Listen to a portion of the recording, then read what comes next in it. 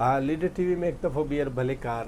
Doctor साहब हिकिड़ो मूंखे ॿुधायो त साना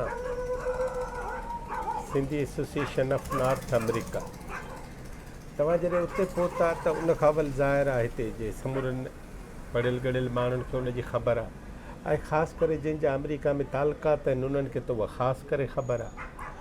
वरी सॼो ज़मानो जनरल जाओ लक वारो त पोइ त साना अञा वधीक मथे उभिरी आई। अवां साना पहिरियों दफ़ो उनजी इंट्रोडक्शन जे तव्हां खां पुछे कोई तव्हां छा कराईंदो? सची ॻाल्हि आहे त अञा बि 88 खां वठी सना इज़ 38 years old now, ऐं मां सना जो मेंबर आहियां 34 years खां। सो या शायदि ख़ूबी हर माण्हू में हूंदी आहे, या मुंहिंजे ख़्याल में, आई मे बी रॉन्ग, मुंहिंजो ख़्यालु इहो आहे त शायदि सिंधियुनि में थोरी वधीक आहे।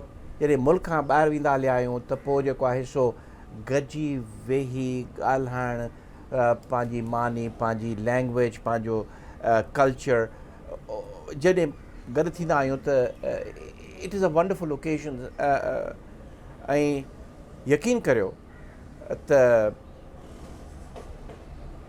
साल में जॾहिं जनवरी शुरू थींदो आहे त पोइ इहो ख़्यालु थींदो आहे त हाणे जुलाई अचण वारी आहे, कन्वेंशन थींदो, दोस्त ईंदा, मिलंदासीं ऐं कचहरियूं थींदियूं ऐं का सुठी ॻाल्हि बि शायदि थी वञे थी। इहा ॻाल्हि हमेशह जेके माण्हू ईंदा आहिनि, जेके माण्हू हुते आहिनि, पर माण्हू बार बार पुछंदा आहिनि त सना कयो छा आहे?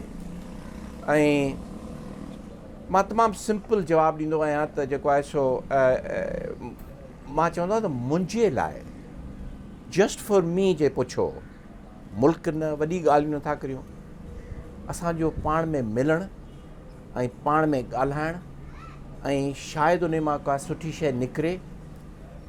हिकिड़े ज़माने में मूं इहो चयो त सना जे करे अमेरिका में रहंदड़ सिंधियुनि में अलाए केतिरियूं शादियूं थियूं आहिनि। Isn't that a good thing? I mean, I consider that as an achievement. But having said all that, जिन पायनियर सना ठाही उनखे वॾा आइडियल्स हुया उन ज़माने में। MRD जी मूवमेंट हली पे, ज़ाउलक जी आमरीअत जो दौरु हुयो, त मूंखे फ़ोन आयो इजाज़ तुर्क जो पहुचंदे 88 में, त हल त सेंट लुइस में जेको आहे सो सना जी गैदरिंग आहे, डॉक्टर मिठल वकासी जे घर, हुते हलूं था। मां पंधु करे शैम्पेन पहुतुसि, हुतां ड्राइव करे वियासीं सेंट लुइस। पंहिंजो हफ़ीज़ पीरज़ादो आयल हुयो, ऐं अच्छा पंहिंजो हफ़ीज़ पीरज़ादो, हा सियासतदान, हफ़ीज़ पीरज़ादो आयल हुयो, ऐं हफ़ीज़ पीरज़ादे जी चङाई कयो, बुराई कयो, but a terribly intelligent man and very well spoken. I mean, he knew what he was talking about. He was knowledgeable person. ॾाढो इम्प्रेस थियासीं। ऐं हुते कचहरियूं थियूं, हुते जेको आहे सो इहो बि डिसाइड कयोसीं त एम्बुलेंसिस वठणियूं आहिनि, उन जा कॉन्ट्रीब्यूशन थिया। हुतां इंस्पिरेशन जेका आहे सा अञा वधीक थी। हुते मूं उन मीटिंग में सना जॉइन कई, पंहिंजो खालिद हाँशमाणी जे चवण सां। सो उन खां पोइ उहो सना वारो सफ़र शुरू थी वियो हलियो। ऐं सना मुंहिंजे ख़्याल में उहे नंढियूं नंढियूं ॻाल्हियूं जेके कयूं उन खां अलावा सना हैज़ अ ग्रेट पोटेंशियल। सना में तमामु कम वारा माण्हू आहिनि जिन खे पंहिंजो they feel for the homeland, they feel for the Motherland, they have talent, they have capability, and I would dare say they have money. So all those resources combined, I think, can be a great resource for Sindhis in America, North America, and Canada. Of course, North America includes Canada and Mexico. तव्हांजे ख़्याल में त सना उन्हनि lines ते हले पई जिन lines ते शुरू थी, या अञा हिनखे हीअं चवां त जेका एक्सपेंशन या एक्सटेंशन थी बि आहे उनजो जे स्कोप वधियो बि आहे त लाइन साॻी आहे. In its flavor, in its original flavor, सना मुंहिंजे ख़्याल में अञा बि साॻी आहे. उहा तव्हां सां जेका ॻाल्हि पई थी न त उहा जनरेशन जंहिं चौथी मार्च ॾिठी हुई सिंध में, उहा जनरेशन जंहिं MRD जी मूवमेंट ऐं ज़िया जी पंहिंजो आमरियत ॾिठी हुई, पोइ उन खां पोइ जनरेशन मुशर्रफ वारी, उन खां पोइ जेका आहे सा बेनज़ीर ऐं नवाज़ शरीफ़ ऐं बेनज़ीर नवाज़ शरीफ़ वारी ॾिठी. पीपल हैव कंटिन्यू टू माइग्रेट. उहे माण्हू बि आहिनि, अञा बि उहे माण्हू वेठा आहिनि. Notion wise, generations wise, you see, notion wise, exactly right. ऐं उन्हनि जूं they have kept changing how they feel or perceive Sindh. हाणे जंहिं आमरियत ज़िया जी ॾिठी न हुजे ऐं जंहिंजो परसेप्शन रुगो शॉर्ट टर्म बेनज़ीर ऐं उहो हुजे पंहिंजो नवाज़ शरीफ़ वारो टसल सिंध में, उनजो परसेप्शन मुख़्तलिफ़ आहे. ऐं इमरान ख़ान जी जनरेशन जो परसेप्शन मुख़्तलिफ़ आहे. सो उहा तब्दीली, कॉस्मेटिक तब्दीली बाक़ाइदे सना में आई आहे. ऐं पहिरीं तमामु थोरा मेंबर हूंदा ऐं हम ख़्याल माण्हू हूंदा. हाणे देर आर पीपल, मां जॾहिं सना में वेंदो हुउसि शुरू में त ईअं लॻंदो हो त आई नो एवरी फेस, जेको सना जे कन्वेंशन में थोरा हुआ इन करे. हाणे I don't know majority of the people who show up for सना. ऐं न पर माण्हू भले मेजॉरिटी हुजे, हिकिड़ा माण्हू आहिनि जिन में इहा इल्लत आहे त 500 माण्हुनि खे, 1000 माण्हुनि खे सुञाणींदा आहिनि. बिल्कुलु बिल्कुलु. तव्हांजो इंट्रस्ट घटियो हूंदो. शायदि थी सघे थो मुंहिंजो इंट्रस्ट घटियो हुजे. That is very possible. मुंहिंजो इंट्रस्ट सियासी कोन हुयो. मतिलबु आहे त मूंखे कैंपेन कोन हलाइणी हुई, इन करे हर कंहिंसां हथु मिलाइण ऐं उन सां वेहण, उन सां ॻाल्हाइण, which is a nice thing to do. I am not saying that's not a nice thing to do, but I have been rather aloof. त हर कंहिंसां मुंहिंजी ॼाण चुआण कोन्हे. तव्हांजे ख़ुदि पास्ट में बिहेवियर में जनरल जेके व्यूज़ आहिनि या तव्हांजे बैकग्राउंड में जेका बि तव्हांजी पर्सनल हिस्ट्री आहे, उन में त आहे न 4 साल तव्हां साना जा सदर आहियो. मां 4 साल साना जो सदर रहियुसि, यानी मिनियापोलिस मूव करे आयुसि. त मूं सोचियो त मूं वटि हाणे टाइम आहे. It is the time to give back to the community. ऐं मूं वॉलंटियर कोन कयो, मूंखे चयो वियो हुयो त I said fine, I will do it. तव्हांखे छो चयो? मां सना जो एक्टिव मेंबर हुउसि. आई मीन इन में तो I have no problem saying that I was one of the very active members of Sana even before I became the president of Sana. भला जे 10 एक्टिव माण्हू हुजनि उन दौर जा, जावेद लगारी, जावेद छॾे वियो अमेरिका उन ज़माने में. अच्छा. या उन खां थोरो पोइ छॾे वियो अमेरिका.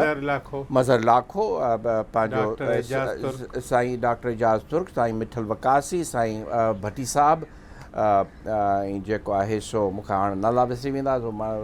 साईं डॉक्टर वलीद साहब, हाणे मूंखे हिकिड़ी ॻाल्हि ॿुधायो त जॾहिं तव्हां साना जा सदर थिया हो त सूरत ठही कीअं आहे? साना में हर साल इलेक्शन थिए थी न? सना में हर 2 साल इलेक्शन थिए थी. Tenure is 2 years. 2 years tenure थिए थो ऐं हर 2 साल इलेक्शन थिए थी. त तव्हां 2 टेन्योर रहिया? मां 2 टेन्योर रहियुसि, मतिलबु 4 साल. 4 साल. हा. ऐं तव्हांखे इंस्ट्रूमेंट कीअं ठहियो, कीअं आहे त तव्हां हुजो एक्टिव मेंबर आहियो? सना में हिकिड़ी पॉज़िटिव तब्दीली जेका तव्हांखे ॿुधायां, जेका पॉज़िटिव नेगेटिव तब्दीलियुनि जी ॻाल्हि करे सघे थी सना में, पर पॉज़िटिव तब्दीली इहा आहे त सना हाणे उहा ऑर्गेनाइज़ेशन कोन्हे त मां चवां त इहो बि महिरबानी करे नेक्स्ट सदारत तूं कर, जेको आहे सो माण्हू खपे उन ज़माने में जॾहिं मूं पंहिंजो इलेक्शन प्रेसिडेंट थियुसि त तक़रीबन इहा सूरत हाल हुई. ईअं कोन हुयो पर तक़रीबन इहा सूरत हाल हुई त यार दोस्त जेके एक्टिव दोस्त हुया से इकट्ठा थिया. मूंखां पहिरीं अज़ीज़ नाले जो प्रेसिडेंट हुयो त हमेशह इहो थींदो त बाय द टाइम तव्हांजो टेन्योर पूरो पियो थिए तव्हां कंहिं ॿिए खे एक्टिव मेंबर खे ताईं पुश था करियो, तयारु था करियो, हुनखे ॼण त ॿुधायो था तयारी कर ऐं ही रिस्पॉन्सिबिलिटीज़ हूंदियूं आहिनि. ईअं कमु कबो आहे. पर मुंहिंजे ज़माने में for the first time but मुंहिंजे ज़माने में इलेक्शन थिया. मां अनकंटेस्टेड आयुसि पर इलेक्शन ॿियनि पोस्टनि ते थिया ऐं दैट वॉज़ ॿी दफ़ा जॾहिं कंटेस्ट कयमि तॾहिं बि कंटेस्टेड हुउसि पर आख़िर में अली नवाज़ मेमण विड्रॉ करे वियो. सो ऐं हाणे पॉज़िटिव तब्दीली जी ॻाल्हि जे कजे त बाक़ाइदे इलेक्शन थियनि था ऐं जमहूरी तरीक़े सां इलेक्शन थियनि था. इलेक्शन कमीशन आहे, इलेक्शन कमिश्नर आहे ऐं जेको आहे सो हुनजा मेंबर्स आहिनि. वोटर्स लिस्ट ठहे थी ऐं बाक़ाइदे इन भेरे त हाणे अञा इहो सिलसिलो पूरो थियो आहे इन साल. ऐं सना जा रजिस्टर्ड मेंबर मुंहिंजे ख़्याल में 1400 2500 मेंबर्स आहिनि. सो इलेक्शन थींदी अक्टूबर में शुरू थींदी. सा हलंदी आहे, डिघी हलंदी आहे असांजी इलेक्शन लाइ. छो पर 1 जनवरी नेक्स्ट ईयर ते नई एग्ज़ेक्टिव कमेटी पंहिंजो कमु संभालींदी. हिकिड़ी मूंखे ॻाल्हि ॿुधायो, साना रुगो कल्चरल तंज़ीम आहे? न ये रुगो न आहे न बिल्कुलु कोन्हे. सियासी तंज़ीम आहे? सियासी बि आहे, माना कल्चरल बि आहे, सियासी बि बिल्कुलु आहे, समाजी बि आहे. ठीकु आहे. हा. प्रोफेशनल आहे? प्रोफेशनल बि आहे बिकॉज़ प्रीडोमिनेंटली प्रोफेशनल कोन्हे. ठीकु आहे. बाक़ी प्रोफेशनल माण्हू आहिनि उनमें एग्ज़ैक्टली घणे तादाद में. सना जी ख़ूबसूरती जेका मां चवंदो हुउसि त ही सिंधी डॉक्टर्स जी ऑर्गेनाइज़ेशन कोन्हे, सिंधी इंजीनियर्स जी ऑर्गेनाइज़ेशन कोन्हे, ही सिंधियुनि जी ऑर्गेनाइज़ेशन आहे. न को हिंदुनि जी आहे, न को मुसलमाननि जी आहे, न को या पाकिस्तानी ऑर्गेनाइज़ेशन आहे. इट इज़ जेके पायनियर हुया सना जा, क्रेडिट गोज़ टू देम. उन्हनि सना खे secular democratic Sindhi diaspora organisation, सियासी छो कोन्हे, सियासी आहे बिकॉज़ असांखे सिंधी सियासी मसइलनि ते जेको आहे सो कंहिं सियासी पार्टी खे सपोर्ट न आहे करिणो, पर उन जा मसइला जेके आहिनि सिंध जा जेन्युइन मसइला जेके आहिनि उन्हनि ते ॻाल्हाइणो आहे, गॾु हुजिणो आहे, उन ते ॻाल्हाइणो आहे, उन ते आवाज़. कल्चरल बि आहे विच इज़ वेरी ऑब्वियस. उन ते भला ओवरऑल प्रेशर ग्रुप आई? सना प्रेशर ग्रुप आहे कंहिंजे लाइ? सना प्रेशर ग्रुप आहे for anything that we feel त सिंधी कौम फील करे थी या सिंधी डायस्पोरा फील करे थी त सिंध में नाइंसाफ़ी थिए पई या का ग़लति ॻाल्हि थिए पई, उन ते आवाज़ उथाइणु, उन ते ॻाल्हाइणु, उन ते जीअं मूंखां पुछो त what was your biggest achievement during your tenure, and that was इहो जेको निज़ाम जेको डुअल बिटो निज़ाम, मकानी निज़ाम, उन ते बाक़ाइदे असां स्ट्रगल कयो, बाक़ाइदे असांजो आवाज़ हो. एंड कालाबाग डैम ते मूंखां पहिरीं अज़ीज़ नाले जे दौर में बाक़ाइदे उन ते मुहिम हलाईसीं. I mean, these were very successful, two of the most successful pressure groups जेके असां ते बाक़ी कमु कयो. तव्हां एजुकेशन ते कॾहिं प्रेशर वधायो? न, कोन वधायो थो. जे मुंहिंजो पंहिंजो ख़्यालु आहे त जे हिकिड़ी ॻाल्हि ते सना कॉन्संट्रेट करे ॿियनि सभिनीनि ॻाल्हियुनि खे विसारे छॾे त it should be the education of Sindhi nation. ॿारनि जी, छोकिरियुनि जी. डिफरेंट क्वेश्चन थो पुछां अव्हां खां. कल्ह ऐं अॼु में सना मथां खां हेठि थी लहे या हेठां खां मथे थी वञे, उनजी डेवलपमेंट अपवर्ड थी थिए या डाउनवर्ड थी थिए? हिकिड़ो इहो सुवालु. कल्ह ऐं अॼु जी भेट में मां हिनखे ईअं चवंदो आहियां त if U have a short term view तव्हां 2 साल पिया ॾिसो या 3 साल पिया ॾिसो if that is your view that is your horizon त पोइ त मथे पे वञे पई हेठि बि अचे पई ॼण स्टॉक मार्केट आहे हीअं उहो पियो करे पर आई जेन्युइनली बिलीव सना में काफ़ी ख़राबियूं काफ़ी ख़ामियूं हूंदियूं पर जे 88 खां अॼु ताईं ॾिसो त ट्रैजेक्टरी सना जी जेका आहे सा अप आहे उन में मूंखे को शक कोन्हे I mean the number of people who have joined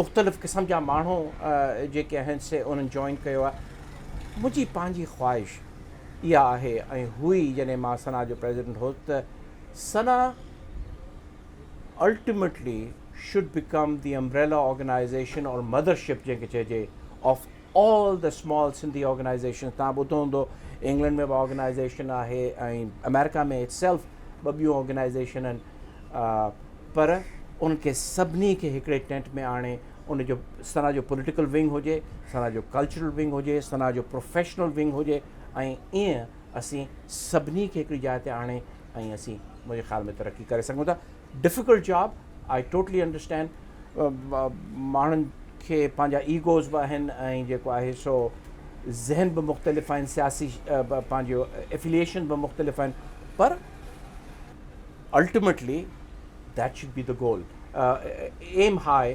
पोइ पुॼूं न पुॼूं हुते पर that should be our aim that should be our aim मुंहिंजो ॿियो सुवाल हीअ आहे त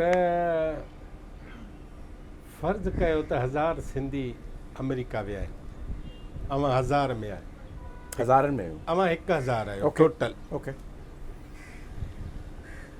उन मां हक़ीक़ी सची माना में माना ॿाहिराड़ी जी ज़हनियत ऐं कैफ़ियत खां आज़ादु घणा माण्हू थिया आहिनि मां हुन ॿाहिराड़ी जी ज़हनियत कोन चवंदुसि जेका शइ मूं ॾिठी आहे सन जेका असीं we are reflection of our society साईं असीं को आसमान मां कोन लथा आहियूं इहे ई माण्हू आहियूं जेके वञूं था तव्हां पंहिंजी सिंधी सोसाइटी ॾिसो ओवर द लास्ट 50 years जेका उनखे इर्तिक़ा चओ या उनखे छा बि चओ छा बि नालो ॾियो राइट विंग जी सियासत जेका सिंध में नज़र बि कोन ईंदी प्रिटी डोमिनेंट ना उहे ई माण्हू त भला सना जेका आहे सा पाकिस्तानी ऑर्गेनाइज़ेशन छो कोन्हे न सिंधियुनि जी ऑर्गेनाइज़ेशन आहे न वरी हिकिड़ी ॻाल्हि चवां थो जेका काटिजी वेंदी सना जो कन्वेंशन जेको आहे सो तलावत क़ुरान पाक खां छो नथो शुरू थिए मुसलमाननि जी ऑर्गेनाइज़ेशन त कोन्हे पोइ गीता बि पढ़ूं पोइ सिखनि लाइ बि कुझु पढ़ूं